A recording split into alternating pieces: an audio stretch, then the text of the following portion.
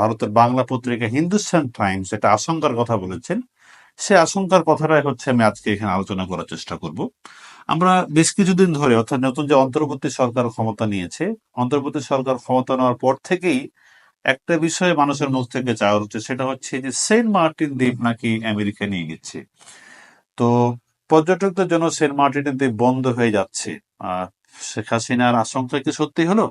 ভারতের বাংলাদেশের যে তৎকালীন মন্ত্রী শেখ হাসিনার আশঙ্কা কি সত্যি হলো?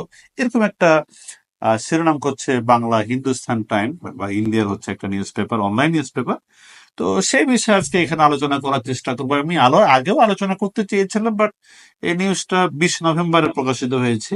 আপনারা দেখতে পাচ্ছেন হেডলাইনে, ছবিতে দেখতে পাচ্ছেন। এই লিঙ্কটাও আমি আপনাদের দিয়ে দেবো, দেখতে পারবেন। তারা আশঙ্কা করছেন যে সেন্ট মার্টিন কি আসলে ইন্ডিয়ায় সেন্ট মার্টিন কি আসলে আমেরিকা নিয়ে নিচ্ছে কিনা, সে সম্পর্কে নিউজটা তারা করেছে।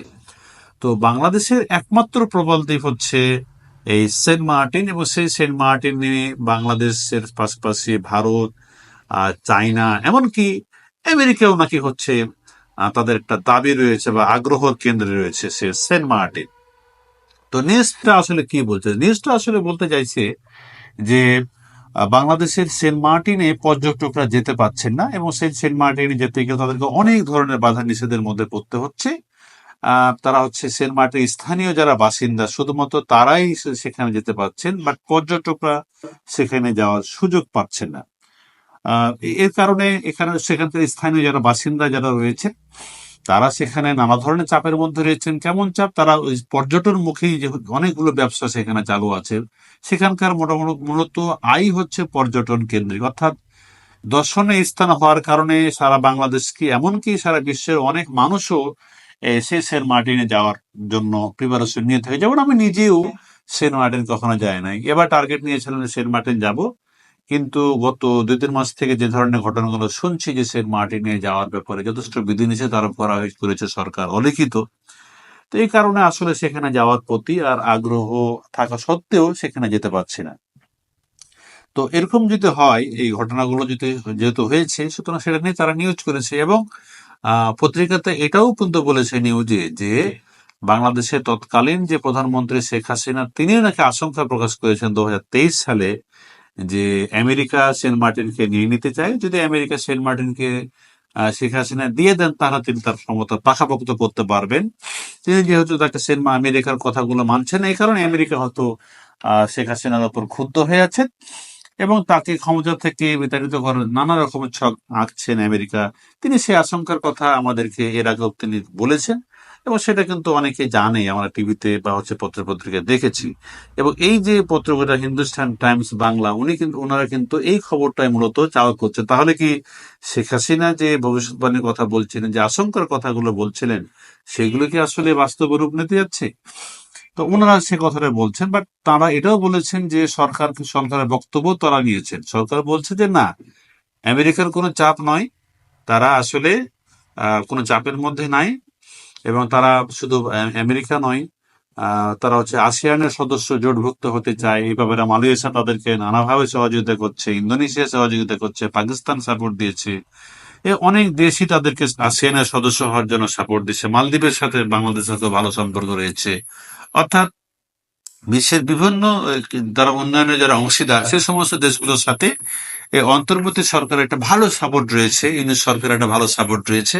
তারাও সেটা বোঝাতে চেয়েছেন। এর সাথে সেন্ট মার্টিনকে আমেরিকাকে দিয়ে দিতে হবে এমন কোনো কথার সাথে তারা একমত নয়, এবং এটা আসলে সত্য নয়, এটা গুজব বলেই তারা মনে করছে অন্তর্বর্তী সরকার।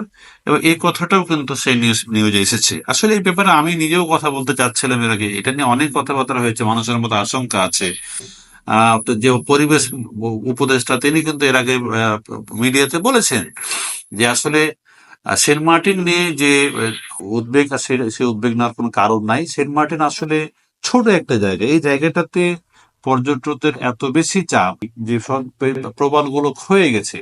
এটা হচ্ছে জীববৈচিত্র্য ধ্বংসের মুখে। সেটা যদি রক্ষণাবেক্ষণ না করা যায়, তাহলে মানুষ কিন্তু ভবিষ্যতে সেখানে যেতেও আর আগ্রহ প্রকাশ করবে না। সুতরাং দীর্ঘমেয়াদী একটা ভালো ফলপ্রসূর জন্য, ইফেক্টিভ রেজাল্টের জন্য সাময়িক যে অসুবিধাগুলো, এটা মানে জনগণকে মেনে নিতে হবে। এবং আমার কাছে এটাও যেমন মনে হয়েছে যে জীববৈচিত্র্য ধ্বংসের পথে আছে সেন্ট মার্টিন, এটা আমার কাছে মনে হয়। কারণ ওখানে এত পরিমাণ মানুষের চাপ হয়, যেটা আছে তাদের লোড নেওয়ার মতো ক্ষমতা নাই, এবং মানুষ যত যায় সেখানে পরিবেশ বিপর্যয় হয়। তারা যাচ্ছে তাই ব্যবহার করে, প্লাস্টিক ফেলে রাখে, পলিথিন ফেলে রাখে, যেটা পরিবেশের জন্য ভালো নয়।